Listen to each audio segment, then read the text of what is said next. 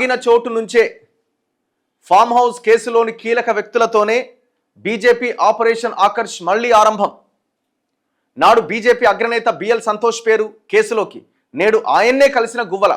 బీజేపీలో చేరబోతున్నట్లు ప్రకటన. సంతోష్ని కలిసిన మరో ఫామ్ హౌస్ నేత. బిఎల్ సంతోష్ని గువ్వల బాలరాజు కలిసిండట ఒకటి. మరి ఇంకో ఫామ్ హౌస్ నేత ఎవరు? Beeram Harshavardhan Reddy number 2, number 3 Rega Kantharao, number 4 ఎవరైనా పైలట్ రోహిత్ రెడ్డి. ఈ నలుగురిలో ఆల్రెడీ గువ్వల బాలరాజు కలిసిండట. మరి ఇంకొక ఆయన కూడా కలవబోతున్నాడట. మరి ఈ operation Akarsh Bharatiya Janata party farm house నేతలను ఎందుకు టార్గెట్ చేసింది? ఇప్పుడు మిమ్మల్ని ఇరికిచ్చింది వీలేనా కాదా? కేసీఆర్ చెప్పినట్టు విని కేసీఆర్ హ్యాండ్ ఓవర్లోకి వెళ్ళి ప్రగతి భవన్లో 10-20 రోజులు బంధింపబడి బిఎల్ సంతోష్ని అరెస్ట్ చేయడానికి కూడా ప్రయత్నం జరిగింది కదా. మరి ఈ లీడర్లను తీసుకోవడానికి దీని వెనకాల ఉన్న స్ట్రాటజీ ఏంది? ఈ ఫామ్ హౌస్ ఎమ్మెల్యేల కొనుగోలు కేసుని కేసీఆర్ దీంట్లో మమ్మల్ని ఇరికిచ్చిండని, నన్ను అరెస్ట్ చేయడానికి ప్రయత్నం చేసిందని, ఈ కేసును తేల్చాలి అని వాళ్ళని మీ దగ్గరికి తీసుకునే ప్రయత్నం చేస్తున్నారా? లేదు దాన్ని మర్చిపోయి వాళ్ళే మా దగ్గరికి వచ్చి చూసిరా మేమేం తప్పు చేయలేదని ప్రజలు అనుకుంటారు అని వాళ్ళని ఆ నలుగురినే టార్గెట్ చేస్తూ మీ పార్టీలోకి తీసుకునే ప్రయత్నం జరుగుతున్నదా? దీనికి క్లారిటీ రావాల్సిన అవసరం ఉన్నది. ఏది ఏమైనా కేసే. ఆనాడు కేసీఆర్ ఈ ఫామ్ హౌస్ ఎమ్మెల్యేల, మొయినాబాద్ ఎమ్మెల్యేల కేసుని సిబిఐకి వెళ్లకుండా అడ్డుకున్నాడు. హైకోర్టు సింగిల్ బెంచ్ దీన్ని సిబిఐకి ఇవ్వాలి అని చెప్పింది. దాని తర్వాత కేసీఆర్ లేదు ఇది సిట్టే చేయాలి, తెలంగాణ పోలీసులు చాలా స్ట్రాంగ్, ఎట్లా మేము సిబిఐకి ఇస్తామని డివిజన్ బెంచ్కి పోయిండు. హైకోర్టు డివిజన్ బెంచ్ కూడా లేదు ఇది సిబిఐకి ఇవ్వాల్సిన కేసు అని హైకోర్టు డివిజన్ బెంచ్ చెప్పింది. 2 సభ్యుల ధర్మాసనం, ఉజ్వల్ భుయాన్ ఇంకొక జడ్జితో కూడిన ధర్మాసనం. కేసీఆర్కి మళ్ళీ నిద్రపట్టలే. కేసీఆర్ ఏం చేసి నెక్స్ట్ సుప్రీంకోర్టుకి వెళ్ళిండు, లేదు ఇది సిట్టే విచారిస్తుంది సిబిఐకి ఇవ్వద్దు అని. సుప్రీంకోర్టులో ఈనాటికి కూడా ఆ కేసు పెండింగ్లోనే ఉన్నది. బీజేపీ ఇనిషియేటివ్ తీసుకోదు. ఈడ గవర్నమెంట్ మారింది, రేవంత్ రెడ్డి కూడా సైలెంట్గానే ఉన్నాడు, మాకెందుకు సంబంధం అని. సో మరి కోర్టులు ఇంత క్లియర్గా సిబిఐకి ఇవ్వమని చెప్పినప్పుడు కేసీఆర్ మరి సిబిఐకి ఎందుకు ఇవ్వలే? బీజేపీ కేంద్రం లైన్లోకి వెళ్తే మమ్మల్ని ఇరికిస్తారని భయపడ్డా? లేదు దీంట్లో ఫోన్ ట్యాపింగ్ అంశం ఉన్నది, ఫోన్ ట్యాపింగ్ చేసిన విషయం బయటకు వస్తుంది, అమ్మో ఇది మొదటికే మోసం అవుతుంది అనుకొని సుప్రీంకోర్టు దాకా పోయిండా? అన్నీ ఉన్నాయి ఇందులో. ఎందుకంటే ఫోన్లు ట్యాప్ చేసిన తర్వాతనే దాని ద్వారా వచ్చిన సమాచారంతోనే ఈ స్టింగ్ ఆపరేషన్ చేసిండు. వెరీ క్లియర్గా మనకు ఓపెన్ సోర్స్ అది. కానీ దాని మీద కూడా ఇంతవరకు కేసు లేదు. పైగా బీజేపీ అందులో ఉన్న 4 లీడర్లని, ఆ ఎమ్మెల్యేల కేసులో ఉన్న 4 మాజీ ఎమ్మెల్యేలను కొనుగోలు చేయడానికి పార్టీలోకి ఆకర్షిస్తున్నది. మరి కారణం ఏంటి? ఇప్పుడు గువ్వల బాలరాజు అంటుండే ఆడియోలో భారతీయ జనతా పార్టీ ఎట్లాగో బీఆర్ఎస్ బీజేపీలో విలీనం అంటున్నారు కదా, ముందే వెళ్ళి మనం ఖర్చు వేసుకుందాం అనే లైన్లో ఆయనది ఉన్నది.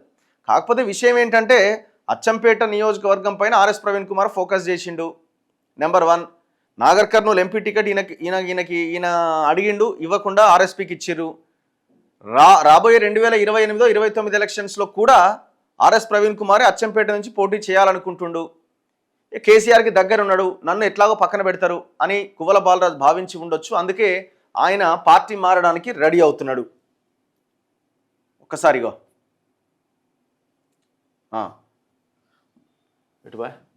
మునుగోడు ఉప ఎన్నిక వేళ 4 ఎమ్మెల్యేలకు ఎరవేశారంటూ రగడ.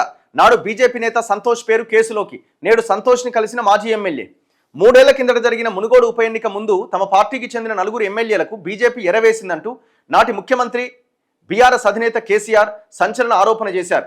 అంతేకాదు ఆ 4 ఎమ్మెల్యేలను గువ్వల బాలరాజు, బీరం హర్షవర్ధన్ రెడ్డి, పైలట్ రోహిత్ రెడ్డి, రేగా కాంతారావు తనతో పాటు ప్రచారానికి తీసుకెళ్లి బీజేపీ 100 కోట్లు ఇచ్చేందుకు సిద్ధపడ్డ తెలంగాణ ఆత్మగౌరవాన్ని కాపాడారంటూ వారిని ఆకాశానికి ఎత్తేశారు. ఎమ్మెల్యేలను ప్రలోభపెట్టారంటూ బీజేపీ జాతీయ సంస్థాగత ప్రధాన కార్యదర్శి బిఎల్ సంతోష్ పేరును కేసులోకి తెచ్చారు. ఈ క్రమంలో 3 ఏళ్ల తర్వాత బీజేపీ తన ఆపరేషన్ ఆకర్ష్ను మళ్లీ ప్రారంభించిందా? ఏ ఫామ్ హౌస్ కేసు నుంచి అయితే తమను లక్ష్యంగా చేసుకుని బీఆర్ఎస్ రాజకీయ రచ్చ చేసిందో అదే ఫామ్ హౌస్ కేసులోని కీలక వ్యక్తులతోనే రివర్స్ గేమ్ మొదలుపెట్టిందా అంటే తాజా పరిణామాలు అవునని అంటున్నాయి. నాడు ఫామ్ హౌస్లో సమావేశమైన 4 ఎమ్మెల్యేల్లో ఇద్దరు మాజీలే.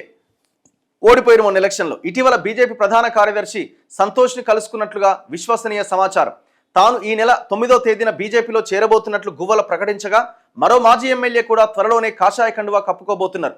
ఆయనతో పాటు బీఆర్ఎస్ మరో మాజీ ఎమ్మెల్యే కూడా బీజేపీలో చేరేందుకు సిద్ధమైనట్టుగా సమాచారం. మునుగోడు ఉప ఎన్నికలో తాము గెలిచి ఉంటే రాష్ట్ర రాజకీయ ముఖ చిత్రమే మారిపోయేదని కమలనాథులు అభిప్రాయపడుతున్నారు. ఉప ఎన్నిక ముందు ఆ ఘటన జరిగి ఉండకపోతే తప్పకుండా తామే గెలిచేవాళ్లమని, అప్పుడు రాజకీయ చిత్రమే మారిపోయేదని పేర్కొంటున్నారు. అందుకే ఎక్కడైతే తమ ప్రణాళిక ఆగిపోయిందో అక్కడి నుంచే బీఆర్ఎస్ లక్ష్యంగా రివర్స్ ప్లాన్ మొదలుపెట్టిందని అంటున్నారు. ఈ వ్యవహారం అంతటికీ ఫోన్ ట్యాపింగే కారణమని పార్టీ నేతలు అంతర్గత సంభాషణల్లో చెప్పుకుంటున్నారు. కేవలం కేసీఆర్నే టార్గెట్ చేయాలనుకుంటే, లక్ష్యంగా ఈ కేసుని ఉపయోగించుకొని కొట్టాలనుకుంటే 2 నిమిషాల పని బీజేపీకి. ఇందులో ఫోన్ ట్యాపింగ్ అంశం ఇన్వాల్వ్ అయినది. సింగిల్ బెంచ్, డివిజన్ బెంచ్ సిబిఐకి ఇవ్వాలని చెప్పింది. సుప్రీంకోర్టులో సిబిఐకి ఇవ్వాలి అన్నది పెండింగ్లో ఉన్నది.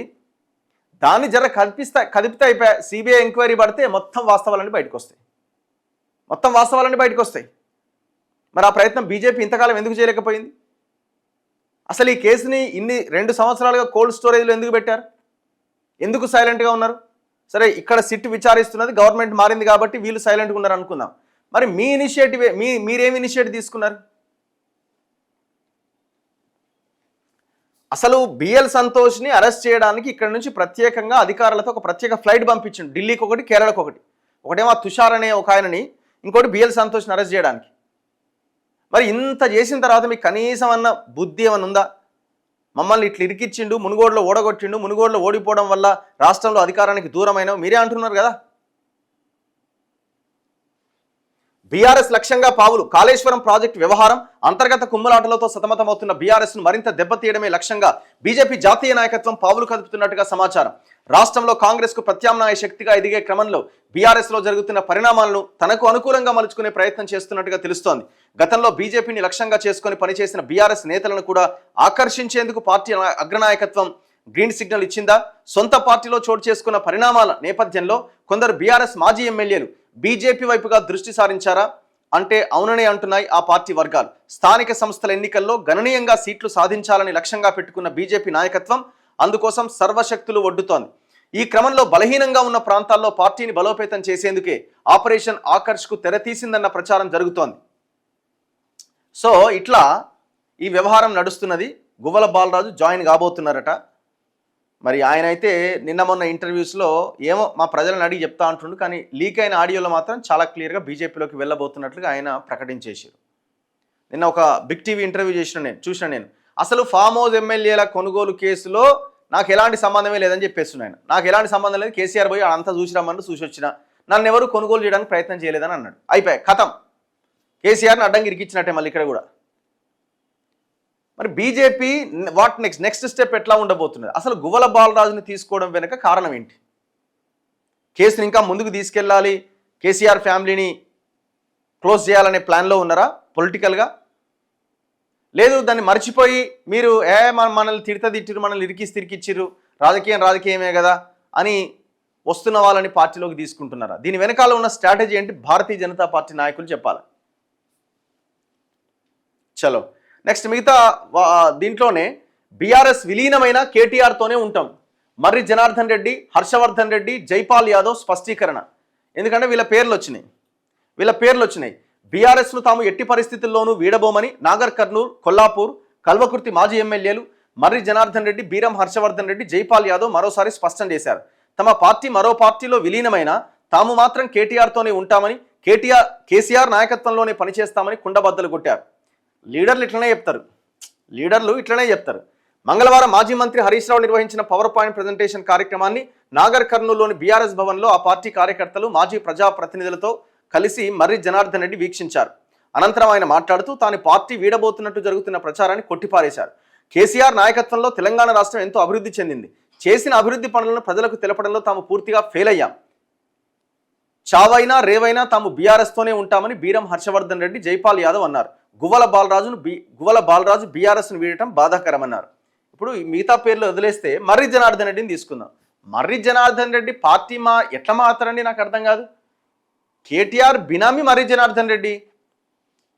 కేటీఆర్కి సంబంధించిన చాలా ప్రాపర్టీస్లో మర్రి జనార్దన్ రెడ్డి ఇన్వాల్వ్ అయినాడు. వైష్ణవ్ కన్స్ట్రక్షన్స్ ఇప్పుడు కూడా శంషాబాద్ దగ్గర ఎయిర్పోర్ట్కి వెళ్తుంటే ఫ్లైఓవర్ ఇట్లా దిగంగానే పీవీ ఎక్స్ప్రెస్ హైవే దిగంగానే రైట్ సైడ్ ప్రెస్టేజ్ కన్స్ట్రక్షన్ ఉంటుంది. దాదాపు అది చాలా పెద్ద కన్స్ట్రక్షన్. అది దాని పక్కనే కదా హైకోర్టు వస్తున్నది. దాంట్లో మర్రి జనార్దన్ రెడ్డి, కేటీఆర్ వీళ్ళంతా భాగస్వాములు, వీళ్ళంతా బినామీ. కేటీఆర్కి సంబంధించిన చాలా ఆస్తుల్లో మర్రి జనార్దన్ రెడ్డి పార్ట్నర్గా ఉన్నాడు. మర్రి జనార్దన్ రెడ్డి పార్టీ మారాడు. ఒకవేళ పార్టీ మారిండు అని అంటే కేటీఆర్ చెప్తేనే ఈడ అయ్యేటట్లేదని ఆయన నువ్వు అందులోకి పోయి మన వ్యవహారం, మన బిజినెస్ని ఇంకా పెంచడానికి ప్రయత్నం చేయని చెప్తే కానీ పోడు. ఒకవేళ బీజేపీలోకి మర్రి జనార్దన్ రెడ్డి పోయినా, బీజేపీలో కాంగ్రెస్లోకి మర్రి జనార్దన్ రెడ్డి పోయినా, ఇంకో పార్టీలోకి పోయినా అది కేటీఆర్ ఆదేశాలతోనే మర్రి జనార్దన్ రెడ్డి వెళ్తాడు. మర్రి జనార్దన్ రెడ్డి కేటీఆర్కు ఒక రకంగా చెప్పాలంటే బినామీ. చాలా ఇప్పుడు గోపన్పల్లి భూముల కబ్జాలో ఉన్నాడు మర్రి జనార్దన్ రెడ్డి, ప్రెస్టేజ్ మర్రి జనార్దన్ రెడ్డి ఉన్నాడు. ఇట్లా చాలా వాటిల్లో, చాలా కన్స్ట్రక్షన్స్లో మర్రి జనార్దన్ రెడ్డి ఉన్నాడు. పెద్ద ఎత్తున భూములు కబ్జా చేయడంలో ఆయనది కూడా చాలా కీలకమైన పాత్ర. సో మర్రి జనార్దన్ రెడ్డిని పేరు తీసుకురావడమే శుద్ధ దండగ, తప్పది.